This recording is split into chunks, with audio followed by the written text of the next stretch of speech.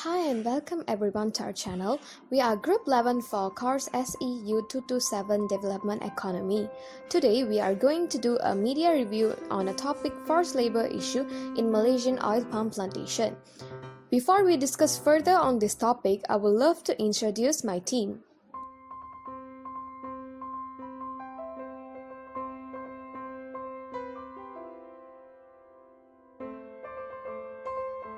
Forced labor issues often happen at palm oil industry in our country. Palm oil found worldwide with many benefits and products.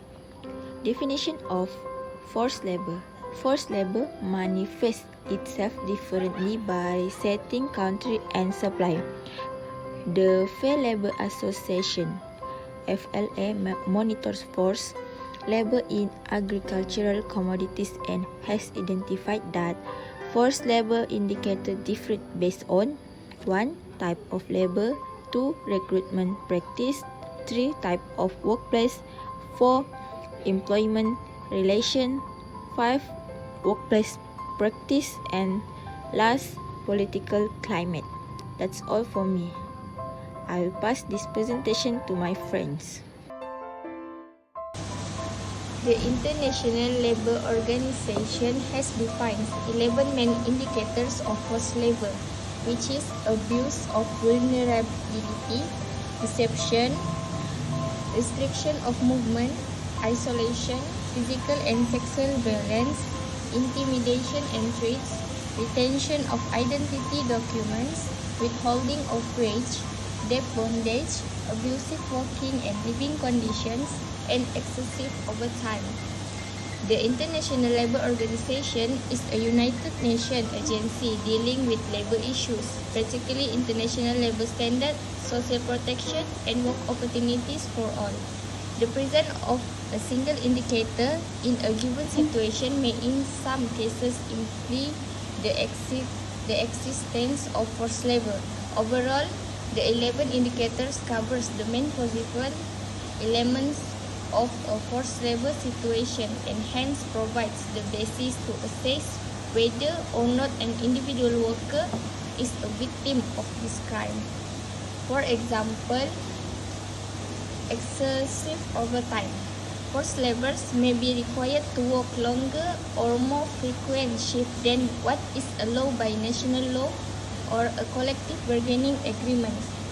As a general rule, if workers are required to put in more time than is permitted by law, national legislation, when treated in a way such as by termination, or this equates to forced labor in order to make the minimum wage. Okay, now you are with me, Muhammad Fahim FAIDHI, and we will look at the group at the greatest risk of forced labor in Malaysia's palm oil sector. Okay. The first group at the greatest risk are women. Okay, as we know, in many studies, female workers are engaged mainly in casual work and they can be very vulnerable to be abused and also to be the victim of sexual harassment. Female workers are also subject to the worst condition among other palm oil workers. This is because women mostly engage in the application of fertilizer or pesticides that will associate with considerable health risks. This is why we look women as the first group at the greatest risk in Malaysia palm oil sector. Okay, the second group that are at the greatest risk are children. Why? Okay, studies shows that children who work in palm oil sectors usually do that to help their parents to meet their daily production quota in the industries, because the production quota said to be really high and hard to achieve. But in Malaysia, there's actually fewer child labor cases. This is because usually migrant worker will work in Malaysia palm oil sector. Okay, this migrant worker usually did not bring their family or child to Malaysia. That's why in Malaysia, we have low child labor cases.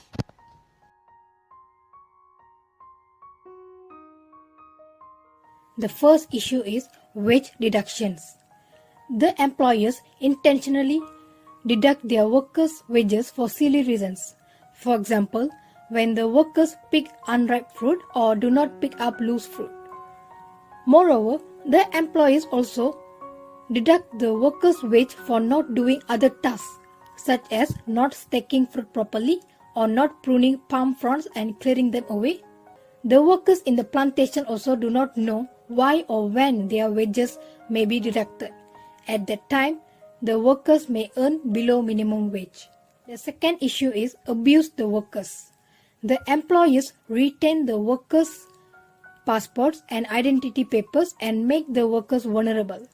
So, if the workers leave their employer, they will become illegal and are at the risk of being arrested by the police. Therefore, the workers had to work there. The employers treat the workers as a slave and threaten them to not voice out about these issues to others. Furthermore, the employers limit their workers' freedom. For instance, lack of movement. The final issue is cheated by the employment agencies. All palm plantation employers use employment agencies to recruit migrant workers from different places. For instance, Bangladesh, India and Indonesia. Therefore, can pay low wages to them.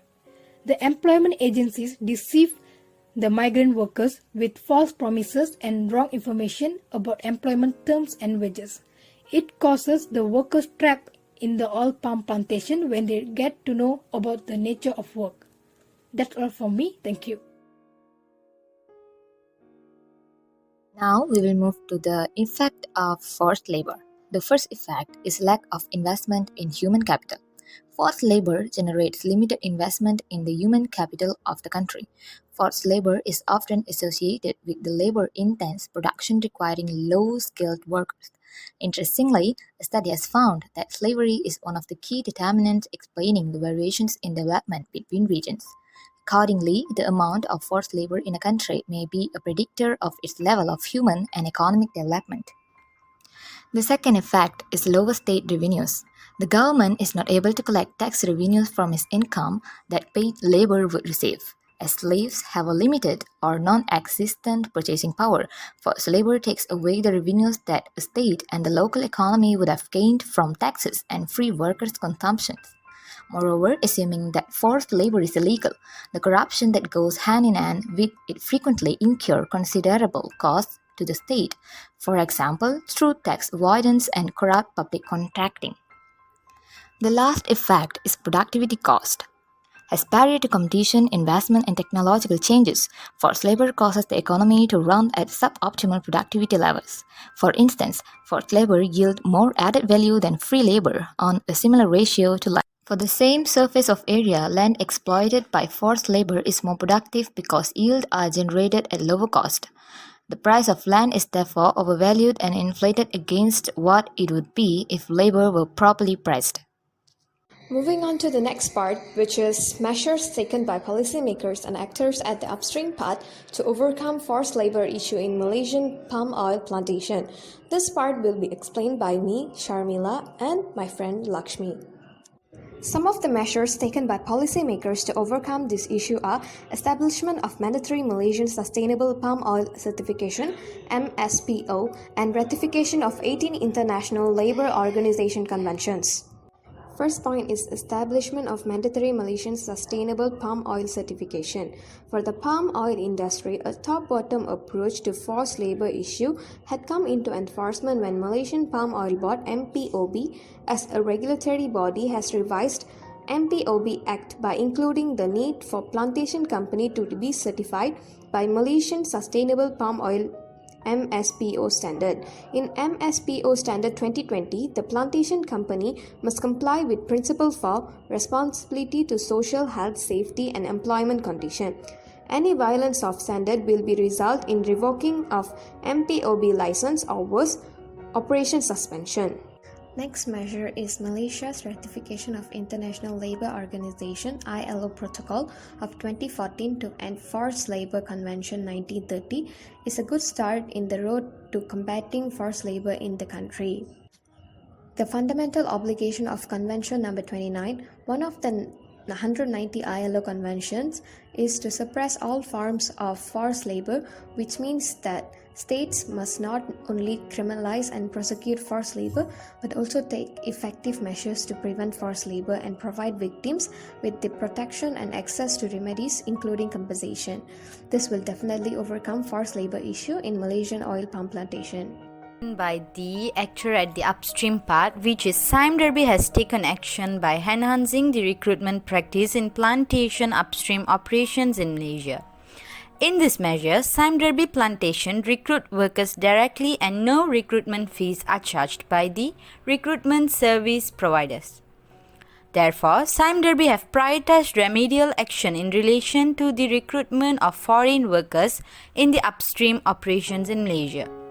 Other than that, to ensure workers have a clear understanding of the job type, remuneration, terms and condition prior to accept jobs in SEU227 plantation, SEU227 has provided user-friendly terms in local languages, and for foreign workers, the contract have been translated into their respective native languages.